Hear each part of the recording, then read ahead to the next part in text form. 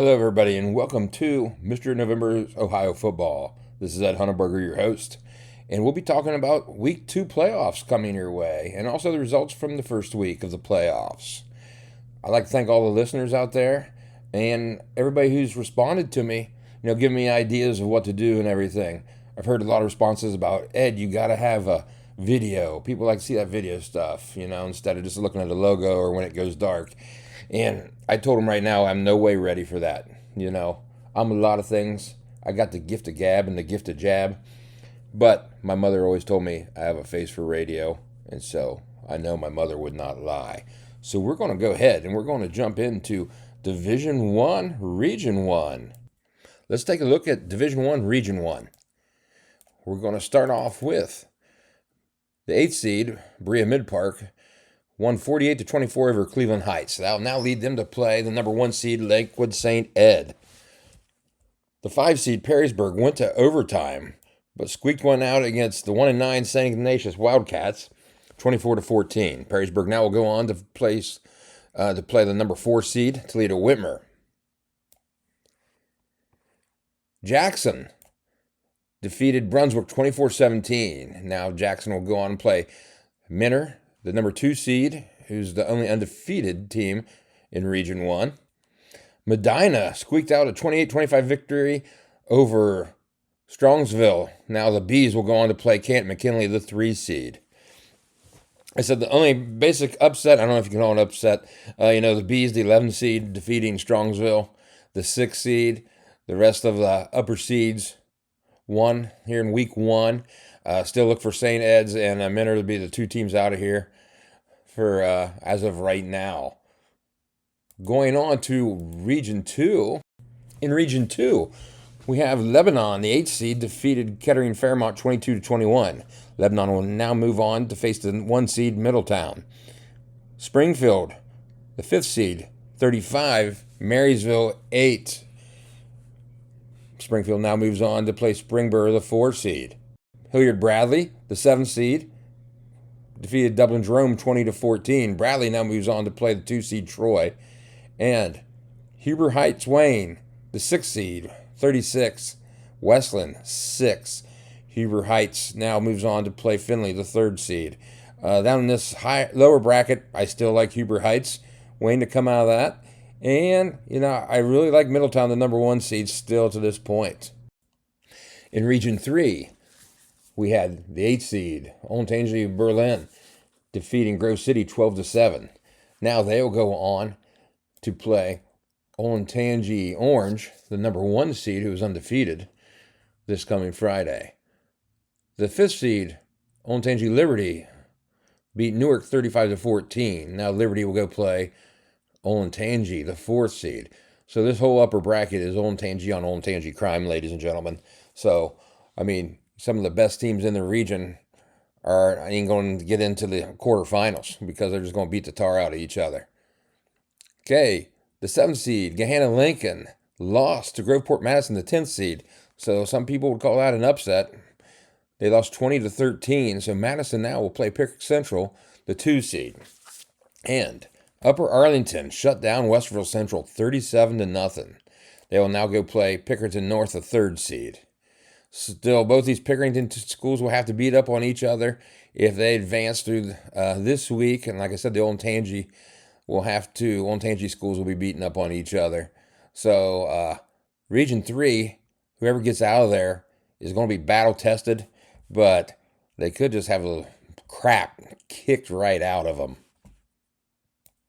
In Region 4, we had a couple shootouts. First one, Fairfield, the 8th seed, squeaked one out against Mason, the 9th seed, 46-41. Now Mason will have to go play the number 1 seed Cincinnati Elder. Winton Woods, the 5th seed, scored 39, and Little Miami, the 12th seed, 6. So Winton Woods will now go on to play Princeton, the 4th seed. Lakota West defeated Hamilton 16-0. Now West is going to have to play Cincinnati Moeller, the 2nd seed. And in a basketball score, Lakota East 59, Oak Hill 47. So East will have to go play Cincinnati Xavier. And the 3rd seed, once again, I'm not going to switch from what I said last week. Elder and Moeller, I think, St. X, dark horse right here. I mean, it's an awful strong dark horse, but still, those three schools are looking as my favorite to get out of this region. That look at Region 1 is brought to you by the Pizza Parlor in Kilbuck, Ohio. For the best pizza and subs around, stop in the Pizza Parlor as soon as you can. Now looking at Division 2, Region 5, Painesville Riverside was upset, if you want to say it's upset, by Youngstown Boardman, 38-28. So Boardman will now go and play Archbishop Hoban, the number 1 seed. Hudson, the 5th seed, scored a 27-0 victory over Willoughby South. So Hudson will now play Uniontown Lake, the 4 seed. Nordonia had a 27-24 victory over Twinsburg. So Nordonia will now play Walsh Jesuit, the 2 seed. In the last game, Green, the 11th seed, with an upset over the 6th seed Garfield Heights, 21-6. Green will now go on to play Austintown Fitch, the number 3 seed. Now jumping into Region 6, every upper seed won in this first round. Brecksville Broadview Heights, the 8th seed, over 9th seed Oregon Clay, 34-14. Broadview Heights now will be going to play undefeated Medina Highland, the 1 seed. Anthony Wayne, the 5th seed, had a 42-21 victory over Toledo Start. So now Wayne will be playing North Ridgeville, the 4th seed this week. Moving down to the bottom bracket, St. Francis de Sales defeated Valley Forge 33-7. Yes, Valley Forge was without George Washington and Alexander Hamilton in that game. De Sales will now have to go play the number 2 seed, undefeated Wadsworth. And Olmsted Falls, the 6th seed, in another basketball score, 69, Fremont Ross 38. So Olmsted Falls will play Avon, the 3rd seed, and defending state champions. In Region 7 action, the upper seeds won every game, and 3 of the 4 scored 50-plus points. Walnut Ridge, 58. Kilbourne, 42. Walnut Ridge will now go play the number 1 seed, Big Walnut. Westville South defeated Louisville, 14-10. So South will now play Canal Winchester. The Ashland Arrows defeated Mount Vernon Yellow Jackets, 56-21. So Ashland will now go play Columbus St. Francis de Sales. And then you had North Canton Hoover, 50. Northland 6, so Hoover will go play Massillon, Washington. In Region 8, all the upper seeds also won. Cincinnati Withrow, 45, Piqua 0. Withrow now plays Cincinnati Anderson, the 1 seed and the only undefeated team in Region 8. LaSalle squeaked one out against Turpin, 28-27. LaSalle will now go play Xenia. Harrison 40, Butler 7, so Harrison will now go play Kings Mills this weekend. And Lima Senior, 62, Aiken 20. So Senior will go play Trotwood Madison. Division 2 Talk was brought to you by Chico's Bail Bonds. Freedom is just a call away. We understand that bad things happen to good people. Our experienced and compassionate team is here to guide you through the confusing bail process 24/7, 365 days a year.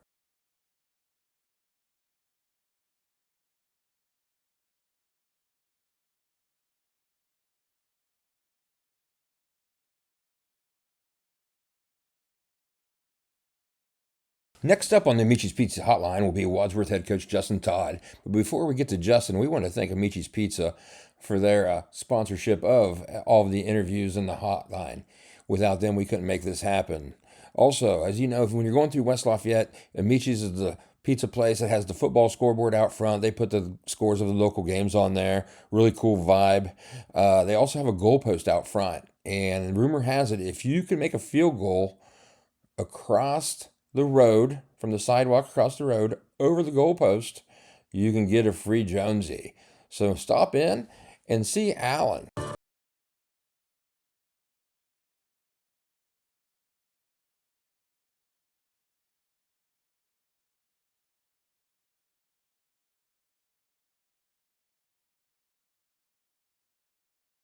The hotline, we have Wadsworth head football coach Justin.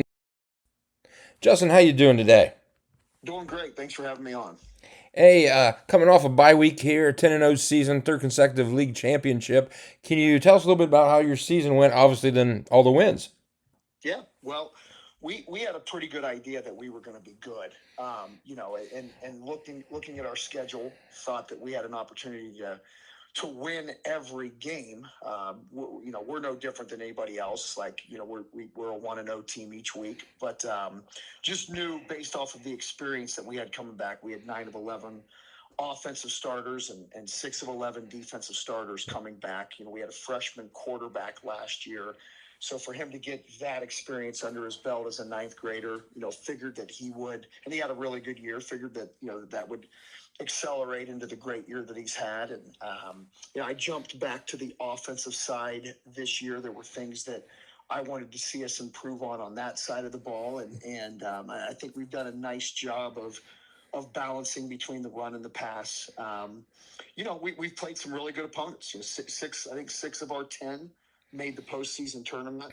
That's a great schedule, yes. Really, really competitive league.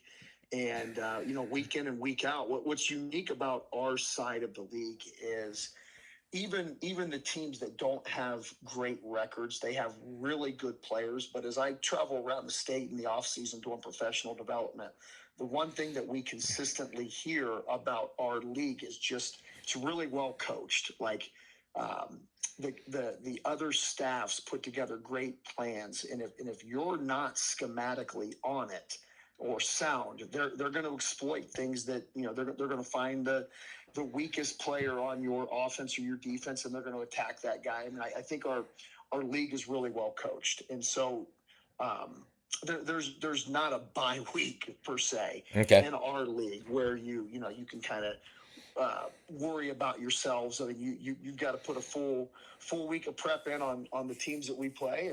And we were fortunate enough, we did end up with a running clock 9 of our 10 weeks and almost had one in our game against Hudson.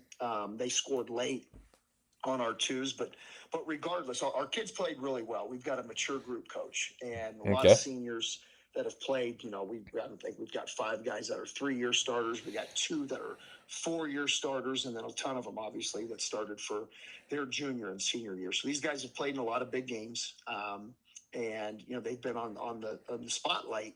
So nothing really rattles them. They're a mature group emotionally, and a really good group physically. So it's been a fun year. That's great. Hey, here's what I'm wanting to dive into. First year of buys for the top 4 seeds. How did you spend your week? Did you take any days off? Was it more individual? Can you just sort of run us through your week? Yeah. So it was, when they came out with this, I was against it.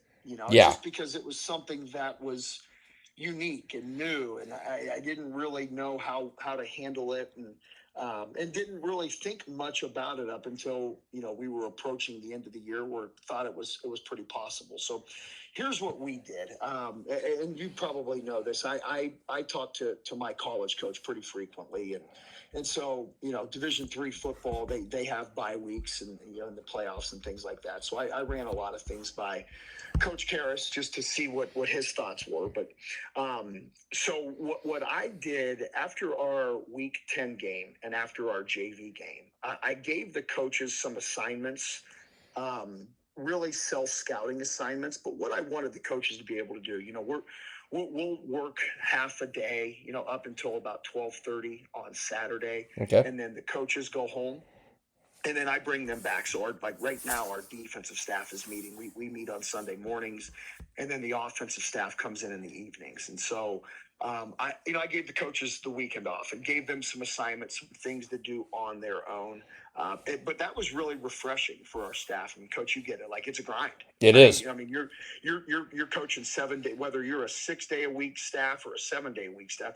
Everybody's working 7 days a week as a staff. So that was really nice to give the coaches the weekend off. Obviously, the players, when we dismissed them on Saturday morning, they were done. So we're a morning lift program. We don't have in-school weightlifting. So we continued our morning lift on Monday. So we get the kids up early. And one of the reasons we do that is the benefit of me making sure that our kids get a great breakfast. Yes. Right? So 2 days a week, we're going to make sure that they eat a big breakfast, and what they do the other days are kind of on them. But so we lifted Monday morning. We had our annual Halloween lift where everybody dresses up in their costume, lift weights, and give out awards for that. And then I gave the players Monday off.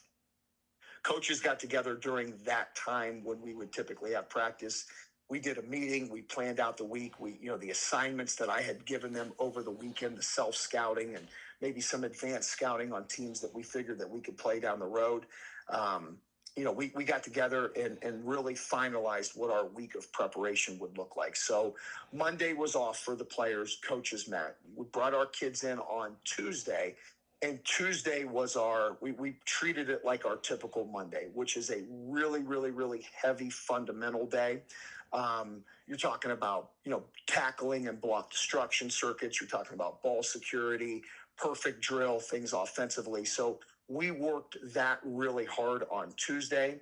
And then we did some advanced scouting work where we did inside run, some perimeter, and just worked through a couple of those different scenarios. And then heavy special teams on Tuesday. Okay. But it was a shorter practice. Like we practiced from 3:00 to 4:45, got the varsity guys out, and then we spent another 20 minutes with our young guys and just worked Wadsworth versus Wadsworth stuff. Yeah. Wednesday was our third down day. Okay. And so we were all situational on Wednesday. So it was, again, heavy. We did a little bit of individual, heavy special teams on Wednesday. And when I say heavy special teams, what it was special teams fundamentals, but then it was special teams situations that, that don't happen often in a game. Or maybe even in a season, and you can come up with a million different scenarios. But something as simple as, when we were playing Nordonia this year, right before the end of the half, we blocked a kick. We blocked their field goal. 10 of our 11 guys knew that it was a live ball. One guy didn't. Yeah, he thought it was like an extra point PAT, and I'm going, my goodness, I've never really harped the difference between a field goal and a PAT, and so so we just went back and kind of found some of the things that maybe kids that we would take for granted, having been in the game our whole life, that maybe a high school kid would forget about, or so even practice the free kick. And that, to be honest with you, that's exactly what we did. We talked about some of those free kick scenarios, and when you would take an intentional safety as opposed to trying to punt it away, just different scenarios like that. So did that on Wednesday, and then Wednesday was our third down day. So whether it was third down in the open field, third down in the red zone, we went through all of those scenarios offensively and defensively, and we went good on good. So we had our defense simulating, an upcoming, maybe an advanced opponent, simulating some of the things that they do on third down. We were running our best third down stuff. Just, everybody has a third down situation period throughout the week when you're planning for an upcoming opponent. But we spent, we dedicated a whole day to it, right? Yes. And then Wednesday we kept our routine. We got the guys, again, it was about an hour and a half long practice, and then we had the young guys go. And then what we did was we do yoga on Wednesdays. We get a great stretch and kind of some relaxation, mental health stuff on Wednesdays. So we continued that. Thursday was going to be our fourth down day. Okay, we're fourth and you got to have it day. Again, you work a little bit of that during the season, each week, but we wanted to dedicate a full day to that. Thursday was bad weather.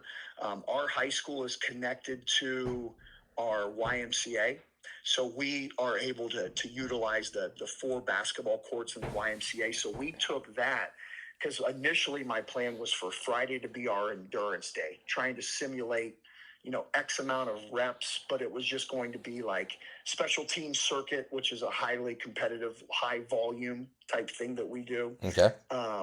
And then it was going to be like some racehorse offense, one word stuff on air, moving up and down the field. And then we were going to do some defensive pursuit, chase the rabbit drill. And we ended up moving, because the weather was bad outside, really bad up here. We moved that inside.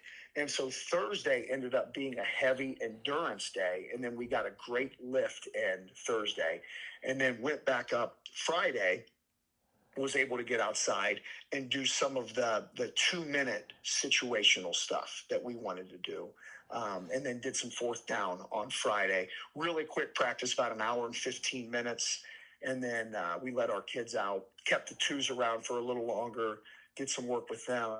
And then we went and scouted, up in Toledo as a staff. Okay. And then Saturday morning, it was our first annual Grizzly World Championship. So we brought some of our freshmen up from our freshman team, threw them in with the JV, divided it offense versus defense, used the Ohio State spring game scoring system, brought officials in and had chains and scoreboard and announcers and all that stuff. So we did an inter squad yesterday with our young guys, fed the kids brunch at 10 o'clock, and then let them out for the weekend, and the staff started on our upcoming opponent. Okay. What can you tell me about St. Francis de Sales? They're really, I think they're well coached. They do a nice job. They played a tough schedule. They're a private school up there, so I don't think that maybe they're in a league, but 5 of their opponents are either one was from Indiana, 4 from Michigan, 5 from Ohio. In the regular season, they play the powerhouse Toledo Central Catholic. They play Toledo St. John's, and so they're a part of that Toledo private school group up there in Northwest Ohio. They're extremely athletic. Like, their overall team speed is as good, maybe a little bit better than anything that we've seen this year, but certainly as good as like maybe a Nordonia or a Twinsburg. They've got a power 4, a group of 4 guy that plays D-line and O-line for him. He's going to Rutgers. Their kicker is special. He lined up for a 52-yarder Friday night and probably missed it by 2 or 3 yards, but he had kicked a 40-yarder earlier that I think was probably good for 10 to 12 yards. So they're really good on special teams. Offensively, they can make a house call on any given play. So we're going to have field. They've got a lot. They're an inside zone team. Their running backs do it not across the line or kind of bouncing it on the play. Really sound in our run fits because of the way that they can run and throw. They're going to play man to man against us. We'll have to be great route runners, secure the football when it's in the air, and go win some one-on-one. So it's going to be a great game. I'm excited about it, and our kids are after the bye week, we're ready to get back to playing some football against somebody else. Well, hey, I want to wish you the best of luck, and hopefully we can talk to you in a couple of weeks and get on a nice tournament run. Let's do it. Thank you, Coach. Thank you. Moving on to Division 3, Region 9, we did have 2 lower seeds win in the first round of the playoffs here. First of all, though, this 8th seed defeated the 9th seed here. Kinston beat Madison 34-8. So now Kinston will play the number 1 seed Canfield. Maple Heights, the 12th seed, defeated Chardon 42-33. Maple Heights will now go on to play St. Villa Angela St. Joe. Geneva, the 10th seed, defeated Alliance. In Region 10 first round, St. Mary's Memorial, the 8th seed, defeated Copley 36-34. St. Mary's will now have to play number 1 seed Medina this coming Friday. Rocky River defeated Midview 20-12. So now they will travel to Revere, the 4th seed. Looking at Lima Shawnee, defeated Holy Name 19-10. So Shawnee will now go play the 2 seed Wapakoneta. And Toledo Central Catholic 35, Ontario 0. So Central Catholic, not a typical 6th seed, will now go to the Lexington, which we mentioned last week. Lexington is loaded with athletes. So all the higher seeds won in Region 10. And now you're looking at, you're basically 1 through 8 is all playing this week. I still like Lexington a lot. And I know Wapakoneta is undefeated, and so is Buckeye. But this should be a dandy region for people to get out of. In Region 11, all upper seeds won again. Granville 30, Sheridan 28. Granville will now go play undefeated Bishop Watterson, the 1 seed. Hamilton Township 40, Independence 12. Hamilton Township will now go play Tri-Valley, the 4 seed. We have Bloom Carroll 21 against Lyndon McKinley 14.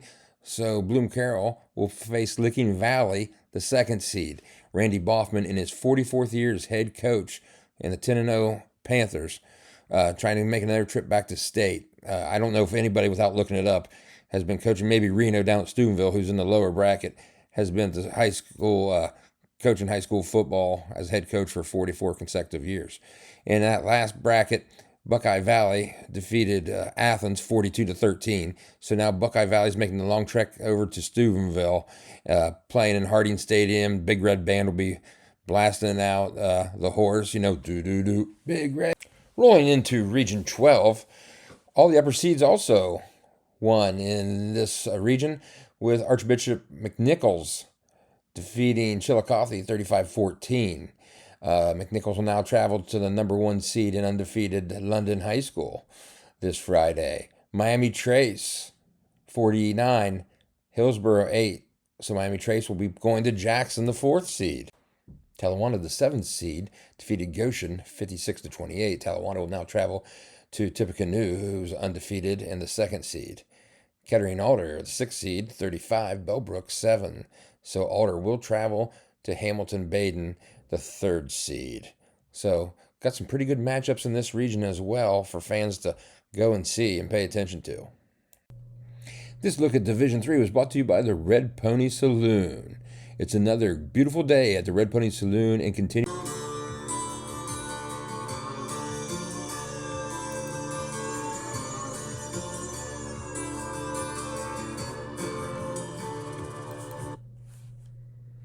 Welcome back, and it's time for our regular segment of Officially Jamie, where OHSAA Official Jamie McCrea will come in. We'll discuss various rules interpretations and whatnot. And there's a lot of whatnot with referees, as we all know that. It's sponsored by Tuscarawas Insurance Agency once again. They've been insuring our neighbors for decades. Long-term outcomes start with independent insurance protection. And Tuscarawas Agency Company is the people for the job. Go in and see Zach Motice. And remember, I told you last week, dude's like Robin Hood. He's going to save you money. So give him a call, and his people can help you out. We're back with the Michi's Pizza Hotline, talking to Jamie McCrea, OHSAA Official. Jamie, how are you doing today? I'm great, Ed. Thanks for asking. Hey, great. Always want that you're in good health after a rough game, I'm sure, on Friday night.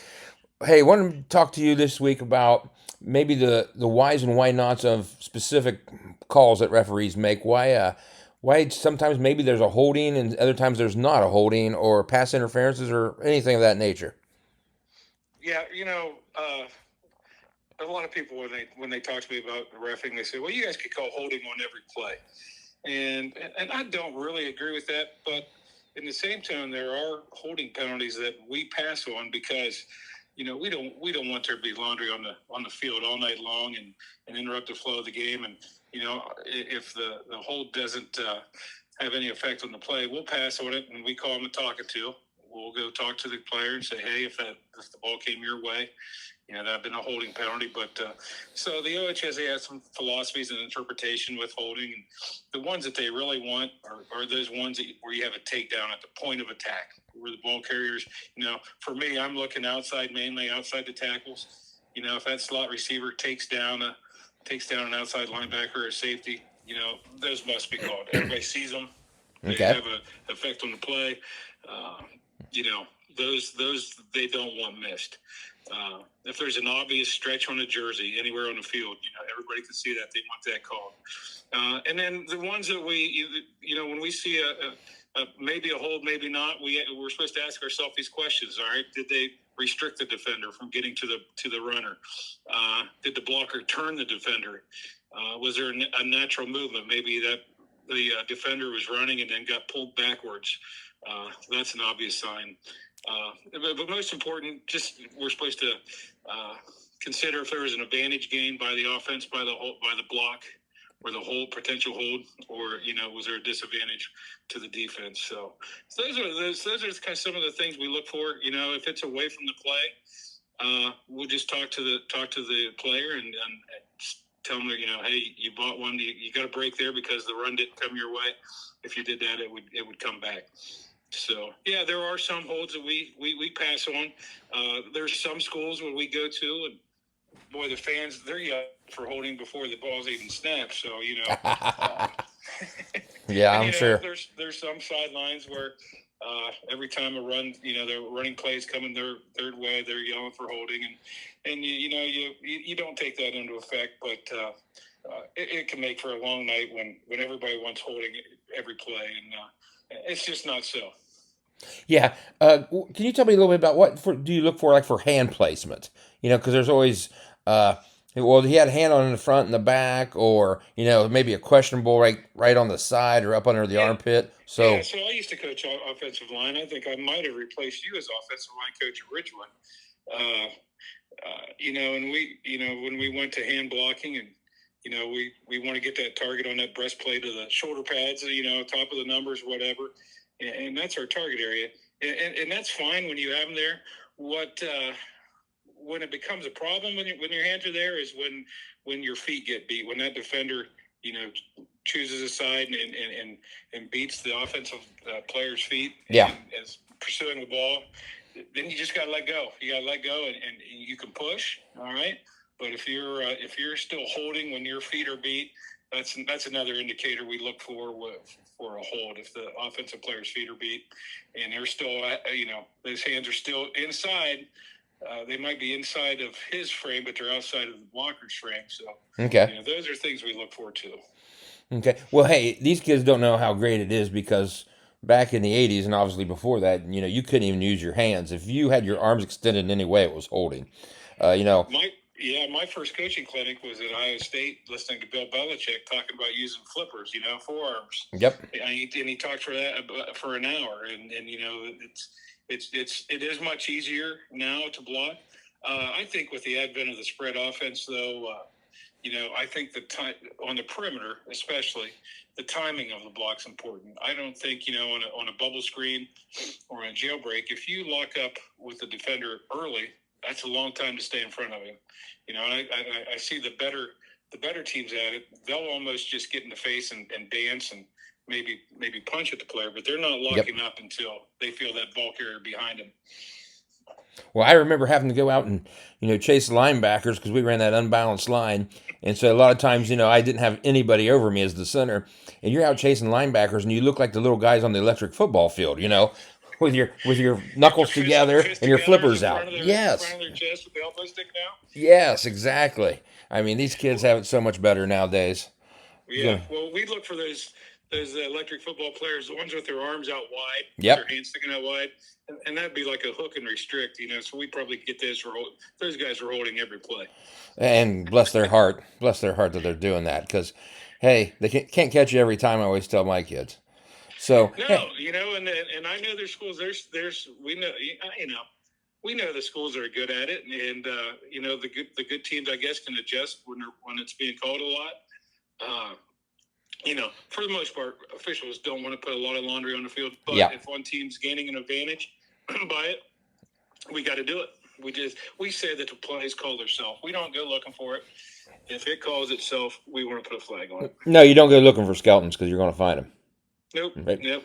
Hey, so what about maybe pass interference? What are you looking egregiously for? So I'll start with the easy one. Offensive pass interference, not exactly easy to call because you're not always looking for it. But offensive pass interference starts at the snap. So your receiver can't go if he's being jammed. He can't push off to gain an advantage. He can't set a pick play. Those are the things we're looking for offensive. But defensive pass interference, it doesn't start until the ball's in the air. So you got to kind of keep that into consideration. But we're looking for really 6 things, and it used to be 7 because face guarding was in there. Yes. But we use the acronym PF Chang, and isn't that a restaurant? Yeah, like the restaurant. So like the P stand for playing through the back. The hook pad. The hook. Where the receiver plays the ball through the receiver's back and gets there a little early. The F was for face guarding. The C was if you cut off a receiver. If you're riding the receiver out of bounds, the ball making contact without playing the ball. Let's see. H is the hook and turn. When see that on like the quick slants where the DB will be on the receiver's back and he hooks him while he's extending it. So now we look for arm bars and grab and restrict, Okay. things like that. So basically, if both players are playing the ball, we're okay. I look and see how many hands are playing the ball. If there's 4 hands up trying to catch the ball, we're probably fine. Yeah. If there's 3, I want to know where that other hand's out. Is he turning him? Is he restricting him? Things like that. But, DBs get into trouble when they lose sight of the ball and, they're in chase mode. I think with the no face guarding, that's helped them out a little bit. And it's helped us out, too. We don't have to call that. But, when they're not looking for the ball, I'm looking for early contact in most cases. Okay, and I remember, too, at face guarding at one time, you could put your hands up, but you couldn't wave them. If you just put your hands up, you were fine. But when you started, waving them back and forth is when they would call face guarding. Yeah, that's not in the rule book anymore. It was taken out before, more than 10 years ago, I guess. Okay. But it's made that a little bit easier, I guess, to call. And you know what? You do see it from time to time. You see, that guy in chase mode. The receiver's looking back for the ball. You put your hands in his face. As long as you're not making early contact, we're all good. And I think one people don't know, especially maybe the common fan, and a lot of coaches really don't know this either, is there in high school there's no such thing as an uncatchable ball. Am I correct? There isn't. Which gets you, and again, back to my earlier comment, we don't want to put flags over the place. Yep. I passed on maybe a pass interference or 2 because the ball wasn't even wasn't even sure it was to that receiver. It was that far away. So, but no, there is no that ball is uncatchable. Now, I will say this: if it's on the other side of the field, whatever, we're not supposed to call that. It's supposed to be for the intended receiver. But 9 times out of 10, or probably 9.5 times out of 10. That does not come into play. So in theory, as a coach, I could tell my quarterback to overthrow the guy every time and have the receiver go out and try to draw a flag. You could. Hey, you're not very accurate as a quarterback, so here's what we're going to do. You're not very good. We're just going to wing it and see how good your receivers can go out there and draw a flag. Hey, my last question for you is, when you guys go over fundamentals techniques, do they ever talk about not going or grabbing towards the flag and then coming back, which obviously drives coaches crazy? Is that ever a discussion? Don't go ahead and reach back unless you... Yeah, like it looks like you're going to throw a flag, and then you bring your hand like you're faking everybody out, and then, of course, all the sideline goes nuts. So you're telling me you've seen me do that? I've done that a time or two. No, I don't know if I've seen you do it, but I've seen other coaches too. I can remember 2015 Final Four when my defensive lineman was getting ready to sack a quarterback, and he got drugged down, basically like a horse collar in the front, and off the referee, he grabbed he's getting ready to throw the flag, and then he's put it back in his pocket, and the quarterback ran for a touchdown. It was the last play of the half. I still got to. That's how you saw it, Ed. I'm sure the officials saw it another way. Hey, I still got a chapped ass about that. It's funny you say that because in football, there's no time limit on when we can throw a flag or a hold. And it's not a good look to grab it and not throw it, I guess. That's what I'm saying. I'm like, do they tell you, hey, don't grab it unless you're 100% sure? In football, no, we say don't blow your whistle until you're 100% sure. Okay. We don't want that inadvertent whistle. But in football, they tell us we can replay the play in our mind and make sure that we saw what we saw. It's not like basketball where we need a whistle pretty quickly after the foul or the violation. Yep. Football, no foul makes a play become dead. Like, we're not going to blow our whistle when there's a hold or there's a illegal block or whatever. So you let the play go. We can redigest it, and we can throw a flag late. We can pick a flag up even, after we talk about it. And a lot of times you'll see flags picked up on illegal men downfield. Yeah. We might have an illegal receiver downfield, but then another official comes in, hey, he caught the ball behind the line of scrimmage. We're going to pick that up. Of course he caught the ball behind the line of scrimmage. A lot of times that happens because you have to, one referee might not have his eyes in 2 different places. So you have to put things together like that. So, and I've been forced to, I've dropped a flag 30 seconds after a play because it's with like the defenseless receiver. Like I got cut off. I thought the player the defender might have wrapped the receivers. So if you teach your defenders, like with the defenseless player rule, if you wrap your arms or if you hit with open hands, they're fine. There's no defenseless receiver refuse that. So I've had plays where I couldn't tell if they were. I went to ask another referee. He said no, they blew him up. No open hands or no wrap. Then I dropped my flag late. Fans don't like it, coaches don't like it, but ultimately we want to get it right. Yeah. But yeah, grabbing your flag and then putting it back, probably not a great thing to do. I probably do that more on lower levels in varsity games, but yeah, it does happen, and it's probably not a great look. Hey, one last question before we go here. Do you know where you're going this week? No, the contracts come out tomorrow. Okay. I have a few inside sources. Hopefully by this afternoon. I don't know. Really not guaranteed a game. It's still crew week, so it's a whole crew. Two guys in my crew are going on to weeks 13. Yeah. And so I would guess our crew would get one, but we have to wait around and hopefully we get one, but I have no idea yet. All right. Well, hey, thanks for your time this week. We'll talk to you next week. Love the podcast, Ed. Thank you. All right, thanks. Moving on to Division 4, Region 13.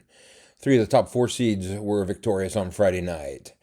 Cathedral Latin defeated Hubbard 35-13. They will now move on to play the number 1 seed Perry. Norton scored 63 points against Edgewood, who only scored 13. Norton moves on to play West Branch. Down in the lower bracket, Canal Fulton Northwest, the 7th seed, was the only top seed to lose as Salem knocked them off 21-15. Salem will now play Glenville. Right there is your wonderful gift for winning that first round game, going up against Glenville on Friday. And Streetsboro, the 6th seed, defeated West Geauga 35-21. So Streetsboro moves on to play Minter Lake Catholic. Region 14 saw Orville, the 9th seed, knock off Clear Fork, the 8th seed, 35-28. Orville will now go on and play the Shelby Whippets, the number 1 seed. And we talked a little bit last week about Shelby, and they're a very dynamic offense. And they look to maybe whip Orville and whip it good, as Devo used to sing. Belleville knocked off Clyde 12-6 in overtime. Now Belleville moves on to play the 4th seed, Lima Bath. Down in the lower part of the bracket, Cloverleaf, the 10th seed, knocked off Bay Village, the 7th seed, 42-35. Now Cloverleaf will play Galleon, the 2nd seed. And Sandusky Perkins, who was state runner-up in Division 4 last year, started the season off a little rough, has been on a heater of late, defeated Lorraine Clearview 61-7, and now Perkins will play Napoleon, the 3rd seed. In Region 15, Fairfield Union defeated Heath 22-3, so Fairfield Union will now go play the number 1 seed New Lex. Columbus East knocked off Canton South 43-21. East will go play Unioto, the 4th seed. In the lower part of the bracket, Circleville, the Tigers winning 31-14 over the Philo Electrics. So Circleville will now play number 2 seed and defending state champion, the Indian Valley Braves. And Johnstown, 11th seed, scored 51 points to beat Indian Creek, the 6th seed, 51-37. The Johnnies will now go play Jonathan Alder, the 3 seed. Region 16 saw all 4 of the higher seeds win as Washington Courthouse knocked off New Richmond 56-35. Courthouse will now go play Indian Hill, the number 1 seed. Clinton Massey, the 5 seed, beat Taylor 51-21. They will now play Taft this coming Friday night. Cincinnati, Wyoming, 38. Roger Bacon, 13. So Wyoming now will go play Germantown Valley View, the 2nd seed. And Brookville, 30. Bishop Fenwick, 10. So Brookville will now move on to play Cincinnati Hills Christian Academy, the 3 seed. This Division 4 roundup was brought to you by MTEX Oil. MTEX Oil is proud to serve as an official sponsor of the Mr. November Ohio Football podcast, supporting innovation, community development, and sustainable progress.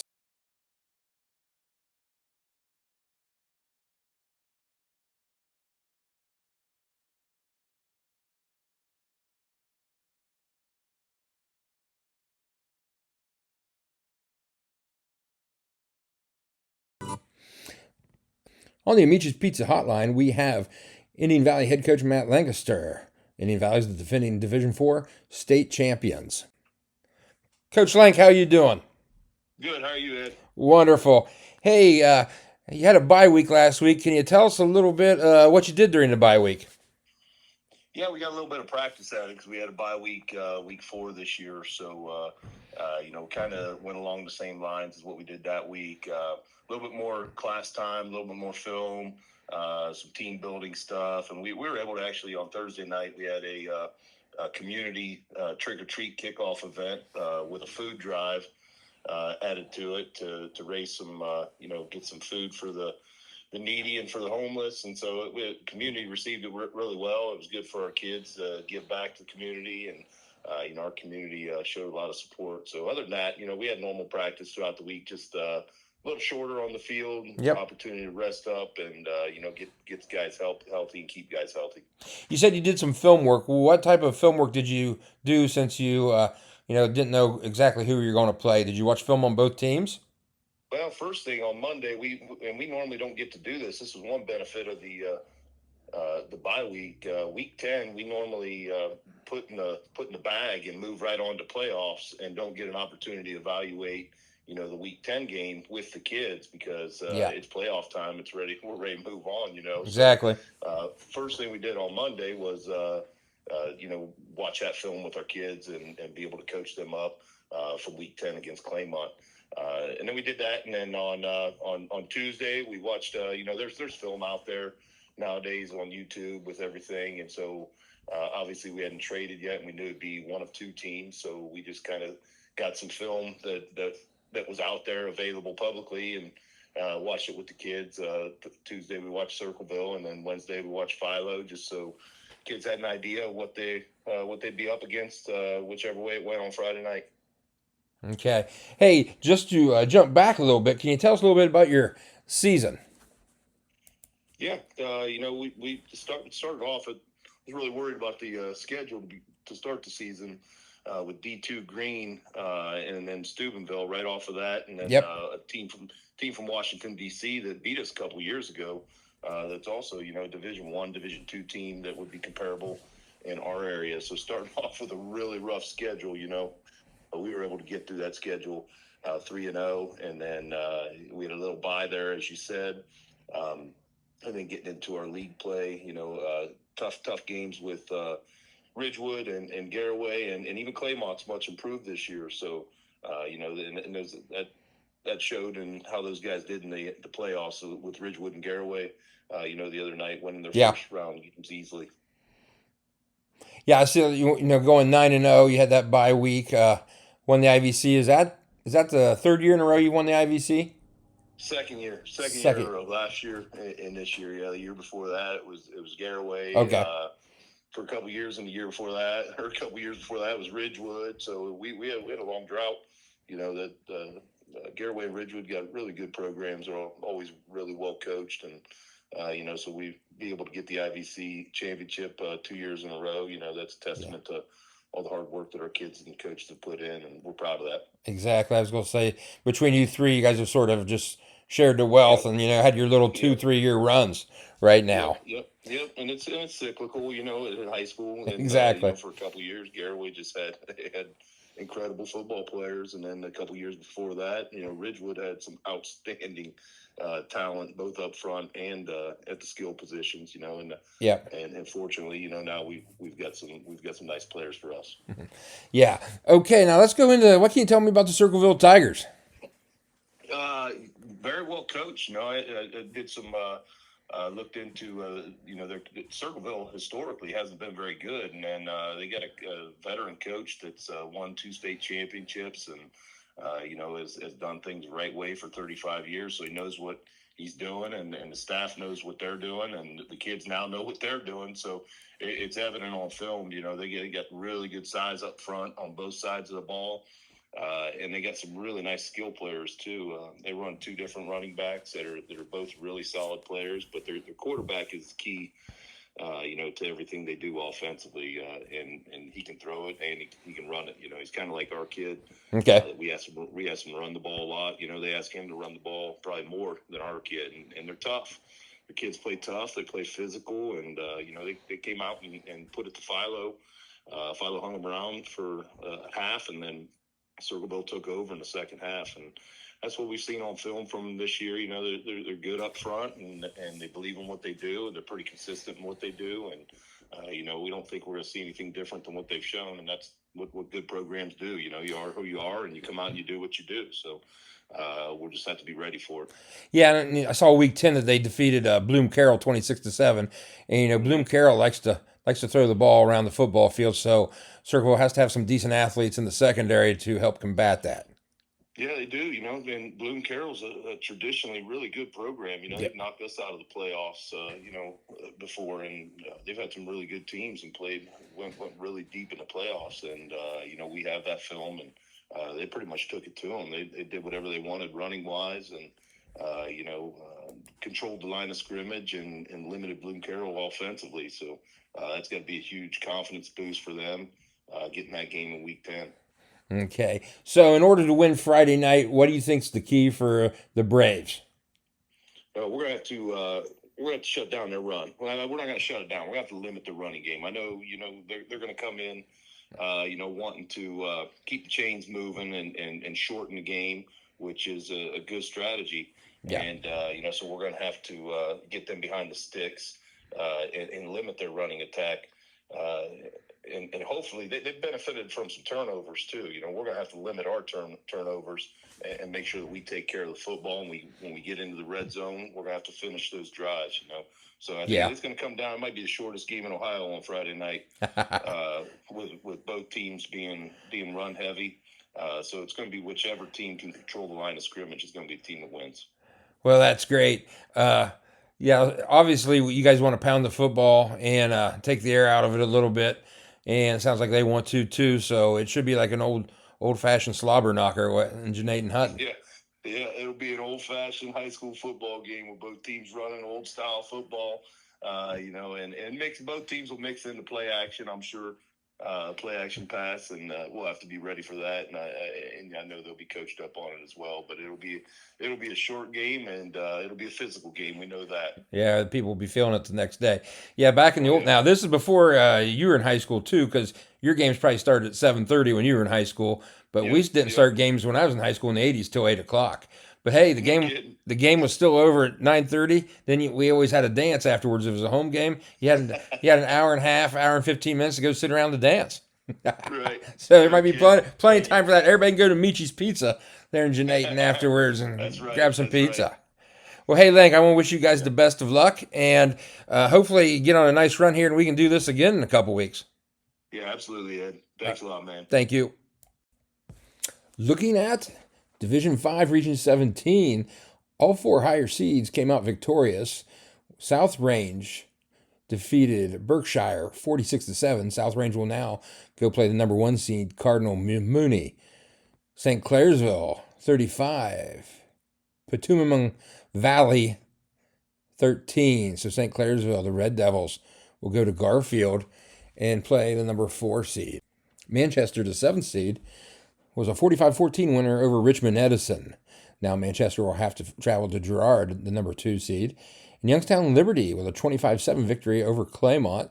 Liberty will travel to Poland Seminary, the number 3 seed. Region 18, Eastwood lost to Oak Harbor 26-32. So Oak Harbor will now play the number 1 seed Liberty Center. Liberty Center sitting at 10-0, one of 2 10-0 teams in this region. Liberty Benton was the 5th seed, and they won 49-13. They're the other undefeated team in the region. So now they will travel to Norwayne. Norwayne, however, does not have William Walls playing for them like they did back in 2011 when they won the state championship. In the lower bracket, Fairview Park won 51-41 over Fredericktown in a shootout. So now Fairview will travel to Triway. Triway, like mentioned last week, a lot of athletes right there, a really fast team.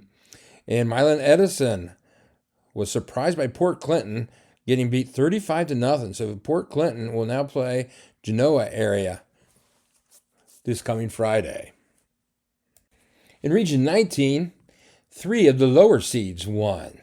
Usually we've been seeing it the other way, with the upper seeds having the upper hand, but a little flipsy-flopsy here in Region 19.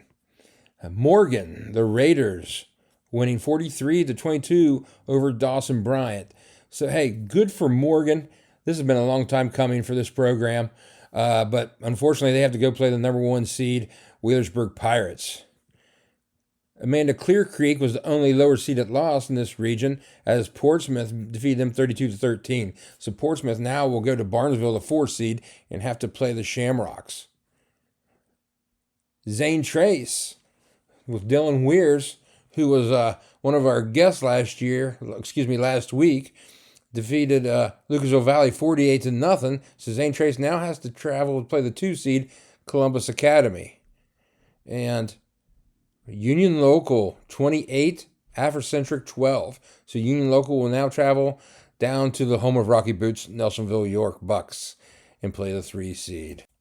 And in Region 20, the number 8 seed, North Union, defeated Greenview 21-6. So now North Union will travel to undefeated Williamsburg this Friday.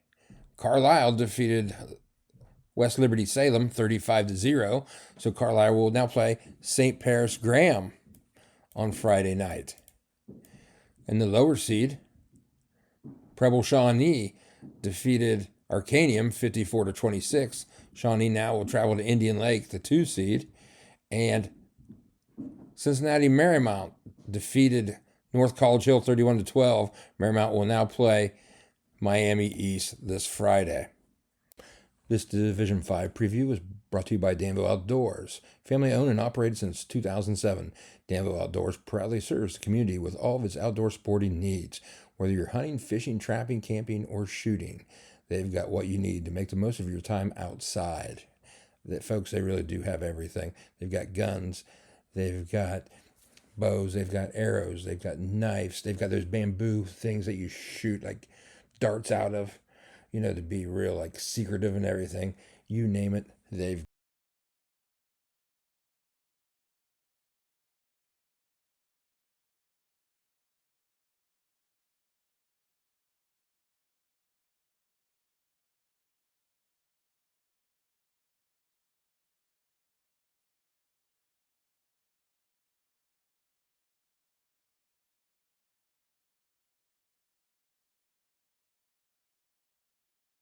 On the Amicis Pizza Hotline, we have Rob Woodard, head coach of the Wheelersburg Pirates.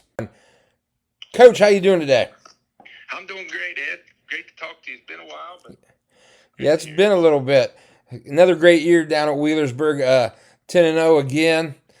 Just rolling through most of your schedule. Can you tell us a little bit about your season so far? Well, last year was the toughest schedule we've ever had at Wheelersburg since I've been here as a whole. I mean, the teams that we had non-conference gave us so much of a test, helped to really harden us and define us and who we were going to be. And we were lucky enough last year to make it to the regional championship, being a 14th seed. Well, coming back this year, we've had a number of those guys that were in skilled positions that learned a lot. They gained a lot of experience. And as you know, when you got guys that are seniors that are coming back in, and they not, as a coach, the things that they can do and put them in situations to be successful, both offensively and defensively. And those guys started understanding as well. And we've been able to really match that same schedule, -1 harvest prep from last year. That was not on our schedule this year, but opened up with a KIPP Columbus and really just started working through and recognizing who we were as a team, and we're able to put together a 10-0 season. Well, congratulations on that. Going to any standout numbers or anything? I mean, you have a back with 1,500 yards, or your quarterback had an outstanding season, or receiver? Well, it's funny because honestly, here at Wheelersburg, and I've got some stats, as I try to pull up some of the things I got on my phone here. We don't have any of those big numbers. Okay. We got guys, we spread the ball around so much that we got, running back with 700 yards. We got a quarterback that's thrown over 1,000 yards. He's rushed for a number of yards as well. Again, I'll look to pull up some of these, but we really spread the ball around, and it keeps us so balanced offensively, in a run-pass game, and so many weapons that I think it's really made it hard on defenses to try to just cover one guy. We don't have that guy that I think our leading rusher right now is sitting at about 79 yards, and we were talking, or 79 carries. I'm sorry. We were talking about that as a staff tonight, and how fresh some of our guys are. Elijah Brown is our leading rusher with 79 carries, 571 yards, averaging 7.2 yards a carry. But he's not that bell cow that's got, like you say, 1,500 yards. He's just been great workhorse for us. Stephen Hall's another running back, 64 carries, 300 yards that he's had. Brady Music took a little bit of an injury early in the year, but he had another 100 yards rushing with that. And then receiving, we got Brady Doss, our tight end, 24 receptions, 400 yards. Kenyon Evans, our wide receiver, 295 yards on 26 catches. Our other wide receiver on the other side, 23 catches for 303 yards. You're showing great balance there. 6 touchdowns, and the receivers split 6 touchdowns apiece themselves. Now Elijah Brown has about 14 touchdowns as a running back. Mm-hmm. But all of that has been really our quarterback, Braylon Rucker, who has understood how to get the ball out to those playmakers. He's 91 of 121, 75% completions. Oh, you can't beat that. 75% completions, 1,200 yards passing, 14 touchdowns, 0 interceptions, and he's also rushed 74 times for 369 yards. So it's kept us really balanced in that run-pass game and really efficient in the number of plays that we've had. Looking at our total offense, we've averaged right at 8 yards per play, 391 total plays and 3,000 yards, 3,100 yards on that. So 8 yards per play. Been really efficient with our offense. Yeah, and I noticed too, like your defense is only giving up about 10 points a game, so playing great defense as well. Yeah, defensively, we've always been back and forth from the 40 front to the 30 front. This year, we've really honed in on playing a lot more of the 30 front, and we've got guys that's been able to stop the run. 5 guys up front, 3 down linemen, and 2 linebackers that have just been tough as nails in terms of being able to stop the run up there. And then you mix in the 2 outside backers and their ability at times when we need them come down and help with the run game. But very physical players.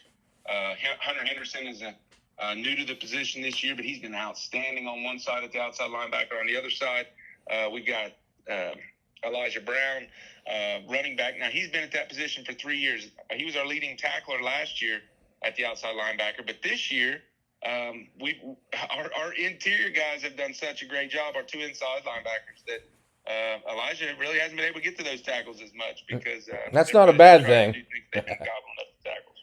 Hey, can you tell me, 'cause, well, this is new, obviously, and I've been talking to some other coaches, what'd you do during your bye week? So during our bye week, we really focused on fundamentals. We took Monday and Tuesday, worked a ton of fundamentals. Weight room is something that I learned back in 2016. If you want to have a long playoff run, you better have a good, consistent weight room. I mean, from week 1 all the way through. Figured out how to do things and not be afraid. Don't be afraid to be sore in that early part of your season, because that's what's going to make you tougher when you get to the end. And I've got our kids bought into that, and we're there right now. We are getting stronger week by week because we took the time to get that. To be sore at times during weeks 1, 2, and 3. When maybe people are afraid, I can't do this because I'll be too sore to play. We fought through that. We've been able to go. So we worked the weight room. We worked fundamentals. Took a little bit of time off on one day because we had a lot of rain that hit us. But then got back on Thursday and Friday. And Friday we do a game script, 15 offensive plays, 15 defensive plays, but we break them up, 3 here, 4 there. Working our punt game, working our kickoff game. So basically we have a first half, second half, run it out there with the scout team, and it's just game-like. And for about an hour, we are as up-tempo, game situations, working in that EP team, working in that kickoff team, maybe an onside kick, whatever it needs to be, so that you're keeping yourself in that mindset of what needs to happen. Okay. So, hey, what can you tell us about the Morgan Raiders? Morgan Raiders are a good football team. I'm really impressed with some of the things that they're able to do offensively. They've done a great job schematically with their formations. They've got a core set of plays that they're running out of those formations. They do a good job of it. Now, they've got a bell cow, number 22, running back. He is really good, hard, physical downhill runner. He's running behind a good offensive line. They've got some good linemen that they pull and utilize. And then the quarterback, really, really impressed with his ability. A senior, understands the game, and he understands when a coach calls a play, this is where he wants me to go with the ball. And if he doesn't like it, he's smart enough to understand. I'm not going to put the ball out there and really risk it. He makes good decisions with that. So I'm really impressed with the things that they do offensively. Defensively, they run a bit of a 4-3, and you can tell they try to utilize the players that they have based on the teams that they're facing to try to stop, bring some guys in off the line, and give some different looks within any of that. Their first playoff win is my understanding. But they've earned it. They've definitely earned it because they you can tell they've done the things to work to get to this point. So it's definitely a game that our guys are going to have to be ready for. And I know they've struggled through the years at times, but I can't really remember. I remember in the mid to late '80s they had several nice teams, but since then, past 40 years, I think they've been pretty up and down. Well, they've put together a good. Everybody rides on their offensive line, and they've got about 8 guys that they're able to rotate in there on that offensive line. Those same guys are over there on defense, and I think looking at it, there's about 14 guys that they've got playing both ways, and so they're asking a lot out of those guys back and forth. They've got a kicker that does a good job and puts it where it needs to be. So they've again put together what they need to do to win a playoff game and to have themselves in a position with this. And I can remember, trying to think about how do you build and how do you get from that week 11 to week 12 and how do you get from that week 12 to week 13. And it's such a process, but definitely they're working things in the right direction. So, hey, what's going to be the keys Friday night to you guys getting a W? Well, our defense has got to continue to be physical, attacking defense that is smart. I mentioned how smart the quarterback is and where he wants to go with the football. We've got to be smart and recognize the situation, recognize what situations, what it calls for. Maybe we can kind of assess and figure out what our opponent's trying to do in some of those given situations. And then flip over on the offensive side of the ball. We've just got to continue to be balanced, take care of the football. We've done a great job of that this year. We've got to continue to take care of the football and make sure that we are taking what the defense gives us. And there's going to be times where they're going to give us the ability to get the ball out on the perimeter in a pass game or maybe downfield on a shot.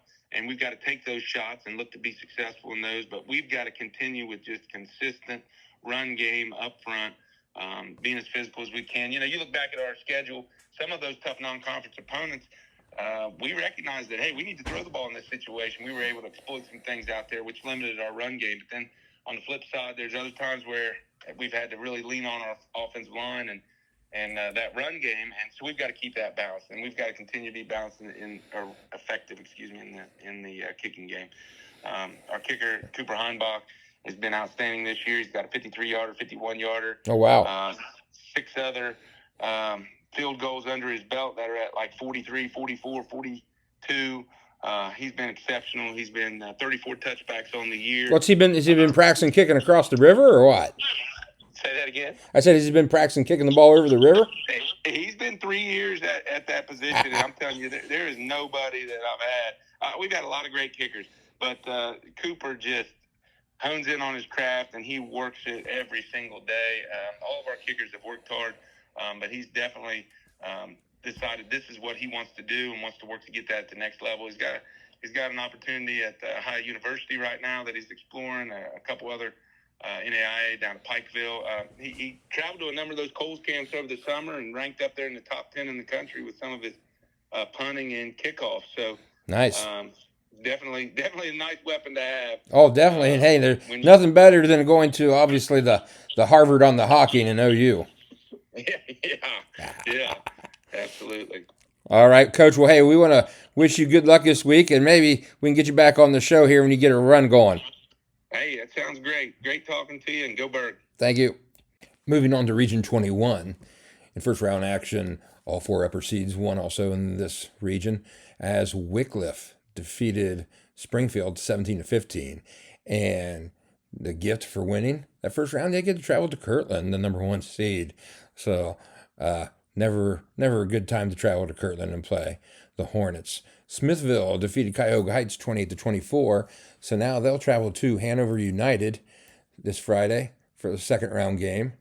Garraway, the 7 seed, defeated Mineral Ridge 49-7. So Garraway will be playing Columbiana Crestview, the 2 seed. And don't be surprised, even though Garraway has to make the long trip, that they pull a W out right there. And Dalton, the 6 seed, with a big win over Columbiana 43-7. And Dalton will have to travel over to Columbiana as well, but to play Columbiana Station. So in Region 22, Cary defeated Patrick Henry 16-7, the 8th and 9th seeds there. So I'm not sure if that's a big upset right there, but Cary will be going to Margaretta, the number 1 seed, this Friday. Fairview defeated Tenora 42-6. Fairview now has Paulding, the only undefeated team in this region this season, who's sitting at 10-0. Collins Western Reserve, the 10 seed, defeated Bluffton 36-31. So Western Reserve will now travel to Hopewell Loudon to play the 2 seed. And then Seneca East squeaked by Woodmore 15-13, and now will play Archibald, the 3 seed. In Region 23, in the Battle of Orange and Blacks, 9 seed Ridgewood defeated Newcomerstown, the 8th seed, 28-6 in a very physical matchup. I attended that game to watch my great nephew, and it did not disappoint for old school physicality. Ridgewood now will travel to Centerburg and play the number 1 seed Trojans, just like they had to travel there back in 2014. Colonel Crawford put a whipping on Reedsville Eastern 35-7, and now they'll travel over to Mount Gilead and play Coach Mike Reed's Purple Indians. Down in the bottom of the bracket, we have, if my computer works with me here, Caldwell and the Fighting Chance Ruckers drilled Grove City Christian 42-7. So Caldwell will play rival Fort Fry, who's just up the road from them, the number 2 seed.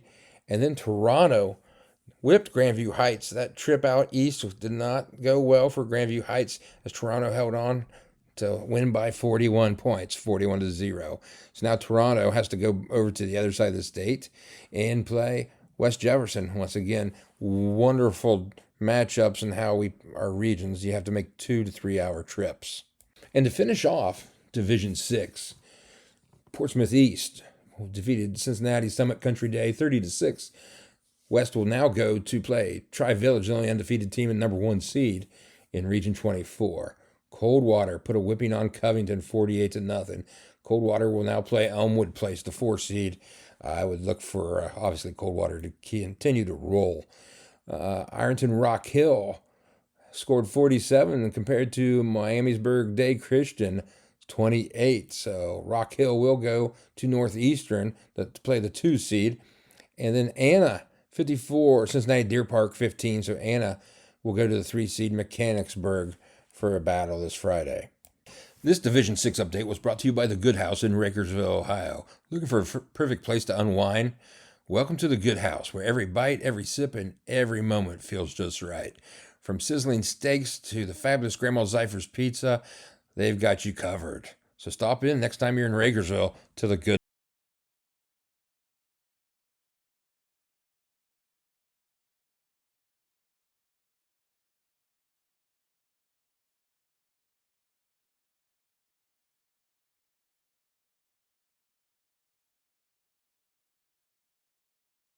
We have Centerburg head coach Andy Colella. Coming to us from the geographical center of the state of Ohio is Coach Andy Colella. Good. How you doing, Coach? Good. How are you? Great. Glad you're on the show tonight. Appreciate you having me. Hey, just wanted to know, having a great season right now, sitting 9-1, number 1 in Region 23, coming off a bye week. Can you talk a little bit about how your season went? Yeah, absolutely. We felt we had a good group kind of going into the season.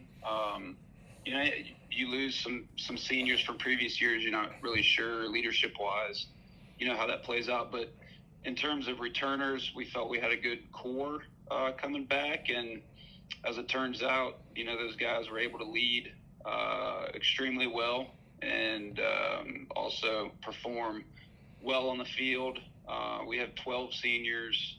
They've done a great job all year leading us and directing us to where we're at right now. And, we felt with the experience that, we would be able to be pretty explosive. We weren't really sure. You're unsure sometimes of how those things are going to go, but it's panned out pretty well so far. Yeah, it has for you.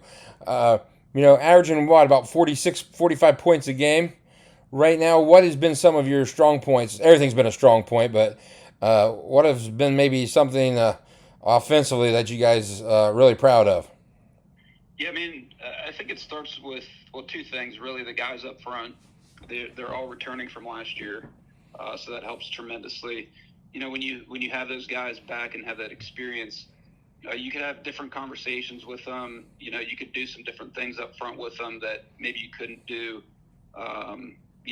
with a typical group or a group that has some newcomers in there. So they've done a great job. And then the quarterback position. We have a dual threat quarterback, so his ability to run opens up quite a bit in terms of being able to get other guys the ball and setting up explosive plays, which we've had quite a few of. Yeah, I know when you have a quarterback that can scramble like that and sort of turn that into a little bit of a backyard football game at times, it really breaks down the defense, and the receiver can just find green grass and, make things happen out of nothing. That is a heck of an advantage, and it's very hard to defend. Yeah, it is. He's really good at kind of maneuvering around, and he's tough to bring down. Yes, he is.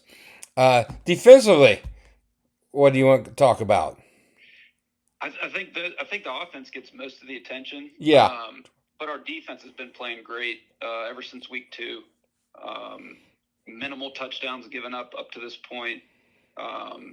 They've defended the other team's strengths pretty well. Mount Gilead, Fredericktown, those kind of teams that, hang their hat on certain things that, they've accepted the challenge, and I think they've outperformed, what we thought they could do.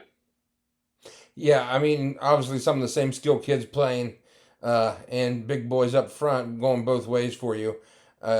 Like you said, other than that Johnstown game, and not to harp on the Johnstown game, but I watched that game on film, and then just watching all your guys' other games.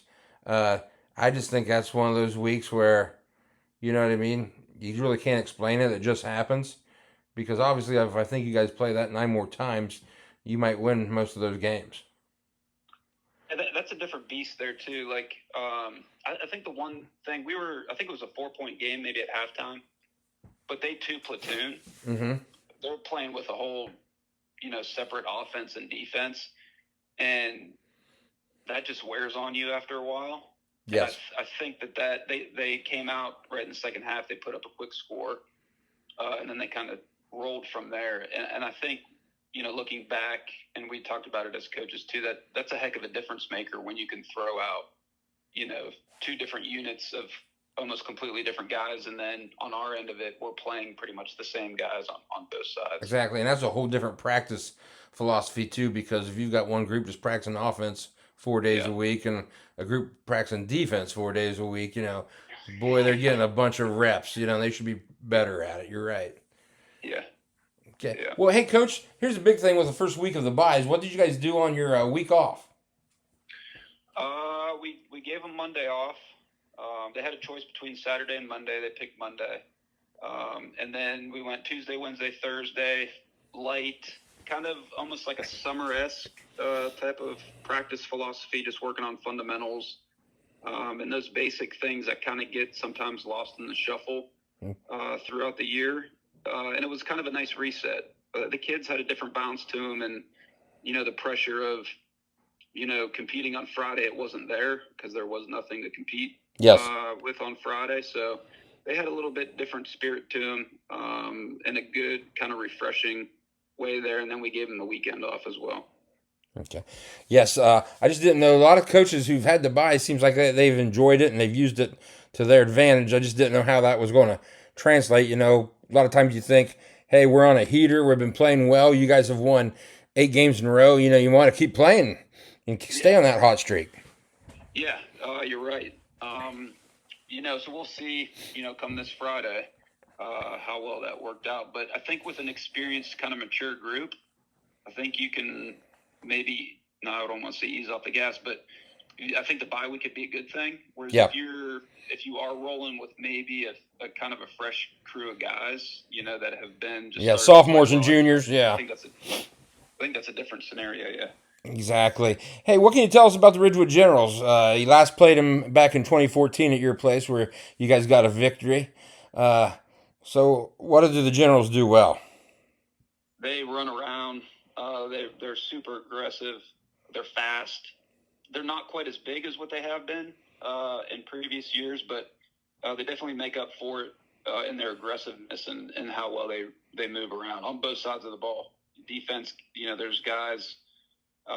There's sometimes 7-8 guys, on the tackle, and offensively they like to kind of get it to the edge there and then kind of hit you up the middle there. They love to run the football, so that element we're kind of used to. They just do it in a little bit different way, but man, they're really well coached. They have great tradition, so it's going to be a battle. I went to their game last week with Newcomers Town because my great nephew plays for Ridgewood, and that's probably the thing I came away from that game the most is how hard their kids do play. Yeah, the coaches always do a great job of getting the most out of those kids. So it should be a very good game for you guys on Friday night. So anything else you want to share with us before we leave? Man, I don't think so. I appreciate you having me on, and kind of doing this whole deal. It's something different. Hopefully, you're enjoying it. Yeah, it's been fun so far. I like, of course, BSing with people. Yeah. Listen to the last one. It was good stuff. Well, thank you. Hey, I want to wish you the best of luck, and hey, get a couple wins here. And obviously, I'm going to need some more people to talk to, so we'll have you back on. Sounds good, man. All right, thank you, and good luck. Yep, take care. Last but not least, Division 7 and Region 25. Warren JFK defeated Newark St. Paul 42-27. So JFK now will travel to the number 1 seed McDonald, who was 10-0 this year.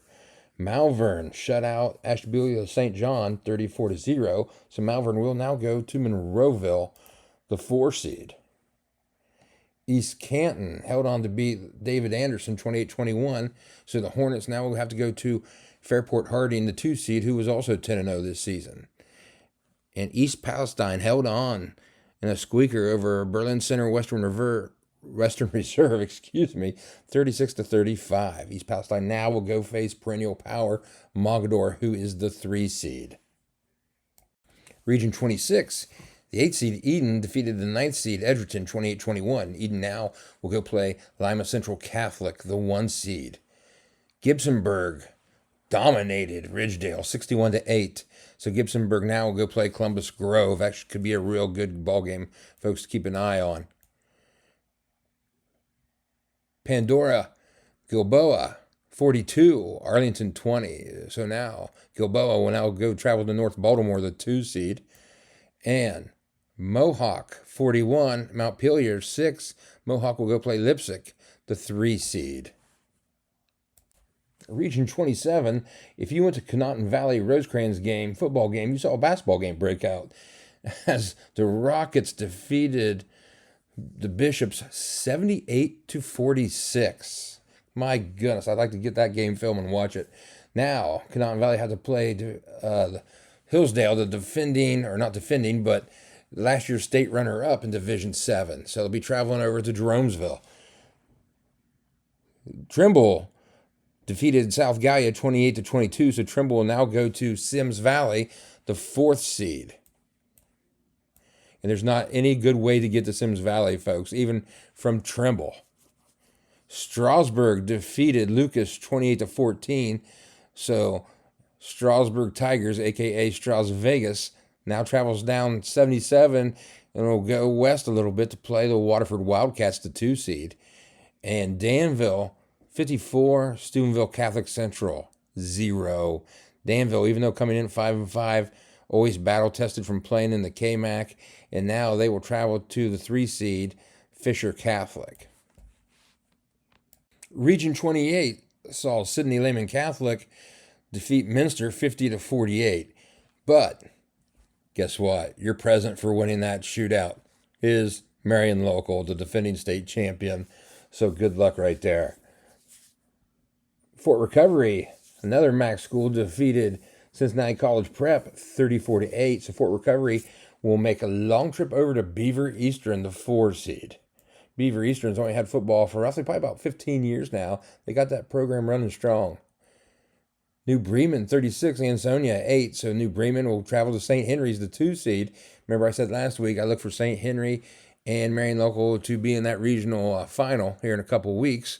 And then Cedarville 41, Portsmouth Notre Dame 37. Cedarville will travel down to Cincinnati, Country Day, the 3 seed. This Division 7 preview was brought to you by Spearman Financial and Kenton Mickley. I'm telling you, I told you last week what Kenton can do for you. I mean, he just made me $1 million this past week. I mean, I can almost retire if at this rate. I mean, the guy is fabulous. He is as cool as the other side of the pillow. So make sure you call Spearman Financial and ask for Kenton.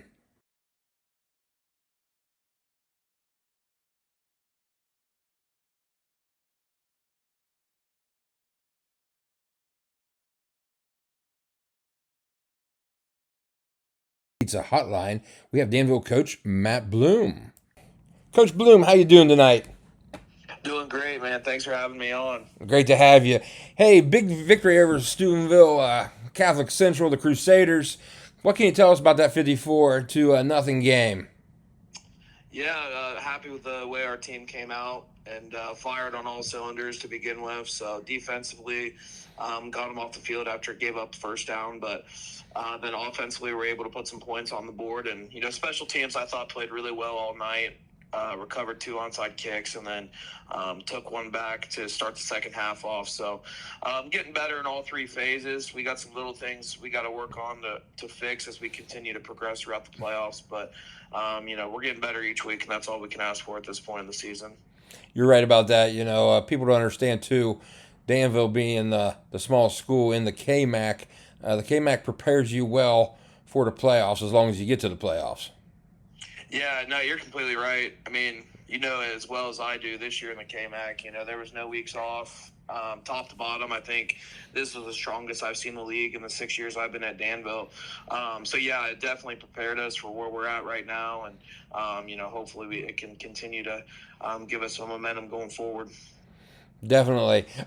Any key standouts that really played extremely well? Sounds like everybody played well, but did you have anybody that put up some great numbers Friday night? I really liked Carson Proper, number 9 for us. He was really effective in the passing game for us. He had almost 60 receiving yards on 3 catches. And blocking-wise, that's kind of what stood out to me. Our skill guys did a phenomenal job blocking in space and blocking through the whistle. And, those are the things, as that springs, 2, 3, 4-yard gains into touchdowns. And that's exactly what happened for us. And another younger kid, freshman, Caleb Inverso on the defensive line. He had 3 tackles for us, 3 tackles for loss for us in his first start up front. So that was also good to see. Yeah, it's good to hear you got a lot of young kids contributing. Now, going into this week against Fisher Catholic, what can you tell me about Fisher Catholic? Yeah, they're another ground and pound type team that I feel like we played a lot against throughout the regular season and now into the playoffs. So they're about 70% run. They're a variation of a wing tee, but they'll still get into some spread formation. So, to win Friday night, we're going to have to be able to stop their run game. And defensively, they're solid. They have a solid box, 4-2 front, and they do a good job keeping everything in front of them coverage-wise. So we just have to be able to sustain drives like we did last week and establish our run game and our pass game off of that. Well, hey, I know it's easier said than done, but just not to look ahead, but what about some of these crazy scores in your region, especially that Conotton Valley score? I want to get on the film and just watch the defense in that game. I don't know how there was not any defense. Scored. That was a basketball game. People went to a football game and a basketball game broke out. Goodness sakes. The one that really surprised me was the Strasburg-Lucas game. I thought Lucas was getting hot at the right time, and then, for Strasburg to knock them off and get a playoff win and move on to round 2 kind of shows you that they're getting better in our region as well. Yeah, Strasburg was a very, very good program at different times throughout the 80s. They had some real horses. then in the early 2000s, they went through another run of very good players and making the playoffs several times. And sounds like they've got it back up to that. Well, Coach, anything else you want to tell us about this week? Yeah, just, it's, you know it best, man. It's so special to be able to play in the playoffs. And, every week you advance, it gets tougher and tougher. So I'm really excited to go down to Lancaster this week and be able to play in another playoff game and play it down there at their stadium. And being only 20 minutes away from where I grew up, I think it's kind of cool. I get to go back down there and kind of coach. Home of the Fighting Ridge Durbans, of course. The Fighting Ridge Durbans, yes. Hopefully we see Ridgie at the game, but no, man, just I'm proud of the way our kids have battled throughout the season. It's kind of what we talked about with the reporter on Friday night, where there were multiple points in the season where I think they could have folded and turned it in, but they didn't. We have a young team, and they continue to battle, and now they're getting progressively better each week. So now it's just building off of that and maintaining our standard each week. Yeah, and hey, I'm going to tell you, and I think every coach that's ever went through Danville will tell you there's something to be said about just a Danville kid and their toughness and they're willing to work. So, saying you got tough Danville kids is sort of, I guess, repetitive because, it's just in their DNA. Yeah, it's the truth, though. I mean, they work so hard, and that's the thing that I've been most impressed about. In the previous years I've been here, it's really easy to be a leader when you're 10-0, 8-2, whatever your record is. But it's hard to lead when you're 5-5 and you're facing adversity. And these kids have done a really good job continuing to battle each week. And now they put themselves in a position to be able to make a run in the playoffs. And that's what we're going to aspire to do. All right. Well, hey, Coach, I want to wish you best of luck this week. Just to let you know, all 5 coaches I interviewed last week won. So I'm not going to say it's a lock, but all the coaches this week could win too. It'd be great if they went 10-0. Everybody's going to want to be on this podcast, and this is going to make this thing go viral, I guess. Yeah, that sounds like a great thing, man. Hey, if we win this week, I gotta just keep coming back on. You will. Yeah, get a win or 2 more, and then we'll have you back on. That's what I've been telling everybody. Maybe that's the good luck potion. All right. Well, best of luck to you, Coach. All right. Thanks, Coach. Appreciate the call. Thank you.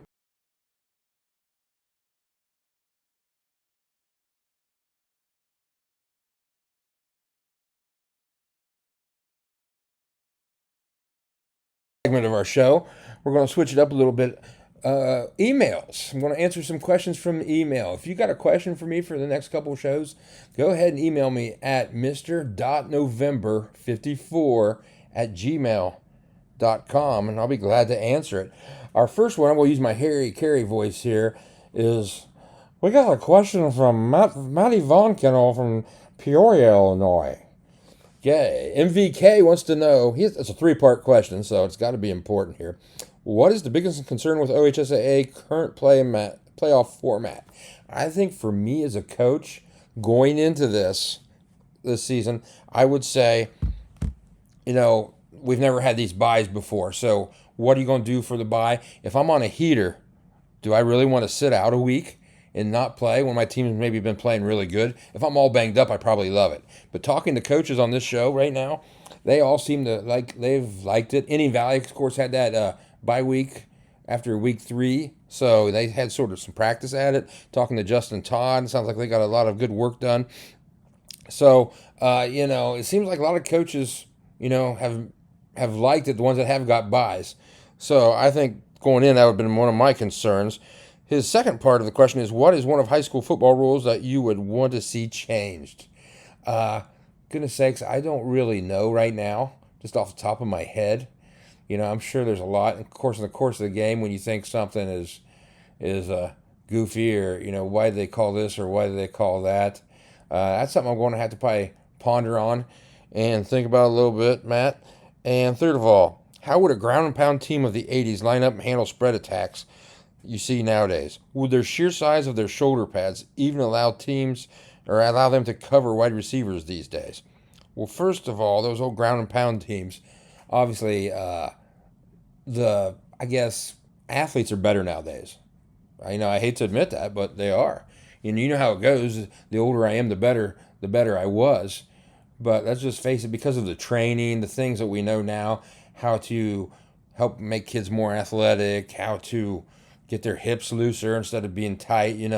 Back in 70s, 60s, 70s, 80s, basically all the way up into mostly the 90s too, football was played in a phone booth. It was you were punching each other in the mouth.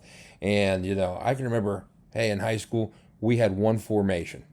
I guess maybe two if you wanted to. Our coach would put our wing back out as a flanker. That was it. We were unbalanced right the whole time. When I say unbalanced, we had 4 linemen to one side, 2 to the other side, and we had split backs. We ran about eight run plays, 4 to the right, 4 to the left to each back, and we had 3 pass plays, but we probably only ran 2 of them. All right, that's what football was like. And as far as the shoulder pad stuff, I think they could cover because, you can collision people in high school football till the ball's in the air, and those receivers are just going to run into those huge shoulder pads.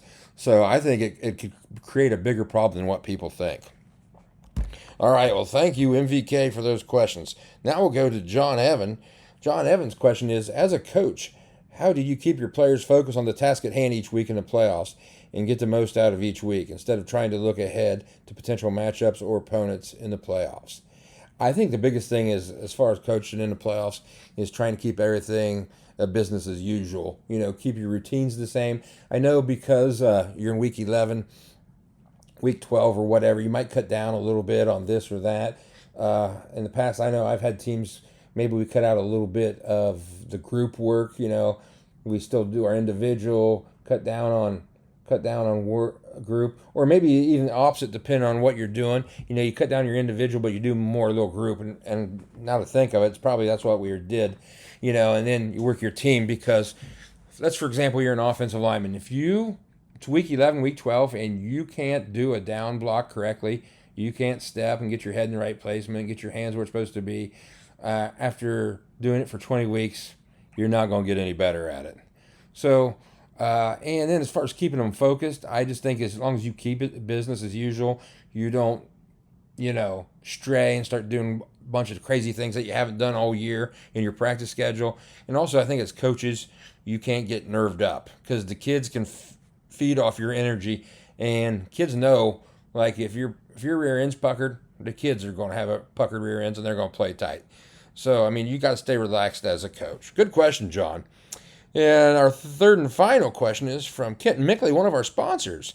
Kenton texted in, he goes, if you go back to your very first season as a head coach, what piece of advice would you give yourself? What advice would you give a newer coaches starting their careers now? I would say, if I could go back, piece of advice would you give myself is to maybe just relax maybe a little bit more. I think as a young head coach, sometimes maybe you're worried about too many things. Everything that could go wrong, stuff's going to go wrong. You're coaching high school kids. Your livelihood is involved in coaching kids that are 14 through 18 years old. You never know what a 14 through 18-year-old kid's going to do and what goes through their head. But just to relax a little bit. And also, new head coaches, I would tell them, I don't think you're going to feel comfortable until maybe about your 3rd year. I think that's when I really felt like in a groove and at home, like play calling, just being comfortable with what I was doing. I think, it's just like any job. You take a new job, you don't know what you don't know, and you got to go do the job before you understand it. So, once you've been a head coach for a couple years, I think that 3rd year is when you sort of start settling in to a nice little groove. I like to thank you guys for those questions, and hey, keep them coming for next week. The email section of the show was brought to you by Options Plus Furniture, Central Ohio's furniture solutions. Whether you need breakdown tables, desks, or built-in cabinetry, Options Plus offers solutions for work and home. Family owned and locally trusted, they bring years of experience and personal service to every project. Need help choosing furniture that fits your space? They're happy to help. Get a hold of Rick and Bubba and let them take care of all of your office needs. We're not going to talk much this week about college and pros. We'll just add a little blurb here. Obviously, Ohio State's still number 1. Defense, Matt Patricia's defense looks phenomenal.